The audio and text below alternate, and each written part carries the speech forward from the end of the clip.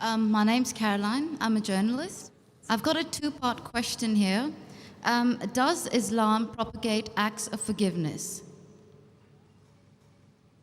Yes or no? Does Islam propagate acts of forgiveness? To start the question, does Islam propagate acts of forgiveness? Of course, yes. And every chapter, every surah of the glorious Quran begins with the formula, Bismillah ar-Rahman ar-Rahim. In the name of Allah, most gracious, most merciful. So why does it... Yes, sister. Second part of the question. And the second part of the question is, why does it Yes, permit? Why does Islam permit honor killings? Honor killing? Yes. What do you mean by honor killing, sister? Honor killing, the right to avenge your brother's blood in the name of Allah. It might be out of context, but I just need to know if This there's is an the answer question to that- this. If I get you mean honor killing means if someone kills any human being to take revenge. Yes. That's what you mean. Yes, because I've read a few books, and a lot of the times people have said that they are allowed to kill their brother or to kill somebody else because their brother has been killed by another human being. This was also a very good question, that if Islam propagates act of forgiveness, why does it permit honor killing? Yes. Why does it permit? That's a very good question. Sister, if you analyze this mention in the Quran, in Surah Baqarah, chapter number 2, verse number 178, the had penalty, the punishment of death, on the basis of qisas.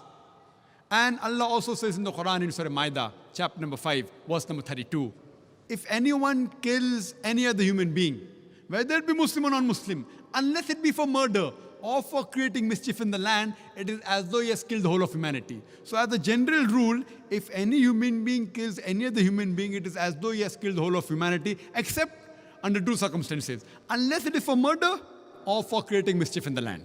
Now, there are two exceptions where Islam gives permission where you can kill any other human being. Number one is, if that person has committed murder, which comes in your scope of question, honor killing. Number two is if he is creating fasad, corruption in this land. Again, this is not compulsory. If someone kills someone, it's not compulsory he has to be killed. Islam also says that if the relatives of the person who has been killed, if they take blood money, if they forgive the killer, that person who has killed can be forgiven. But under normal circumstances, if he's killed someone and if I want death on that, because for death, again, the punishment is death. Like as it's mentioned earlier in the early scriptures, even in the Bible, an eye for an eye and a tooth for a tooth. It keeps on continuing. Here what we realize, that suppose I know of a human being who's killing other people, innocent human being. If I don't kill him, he will keep on killing other human beings. So that law is not only in Islam, it's the law of most of the countries. That if homicide is done, if someone has murdered someone, in many countries, he should be put to death or there's life imprisonment. Even in Islam, that if he's killed someone, if required, he can be killed. But the relatives of the person even can forgive the person, if they want. If they want, they can forgive the murderer. But if they want that he should be put to death, then he'll be put to death. And the second case where a person can be killed is if he's causing corruption in the land. For example, if someone is committing rape. Now rape is nothing but causing corruption in the land. So in this case, that person should be put to death. Because the sin is so heinous. It is such a big crime that there is no other punishment but death penalty. And I have asked this to many non-Muslims, that God forbid, if someone rapes your mother, and if you are made the judge, and the rapist is brought in front of you, what punishment will you give him? And 100% of the non-Muslims, they told me that we will put him to death. Some went to the extreme of saying we will torture him to death. So why these double standards?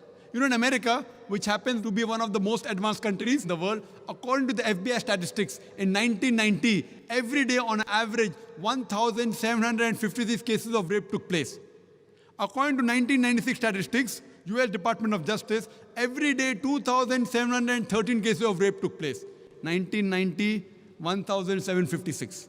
1996, 2,713. Maybe the Americans got more bold.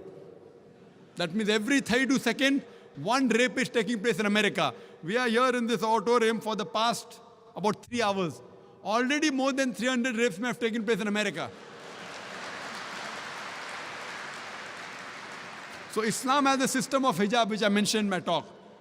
That when a man looks at a woman, he should lower the gaze. The woman should follow the Islamic hijab, which I mentioned earlier. After that, if any man commits rape, he gets capital punishment. Even the American law says that 7 years rigorous imprisonment for a rapist, but most of the time he's let free.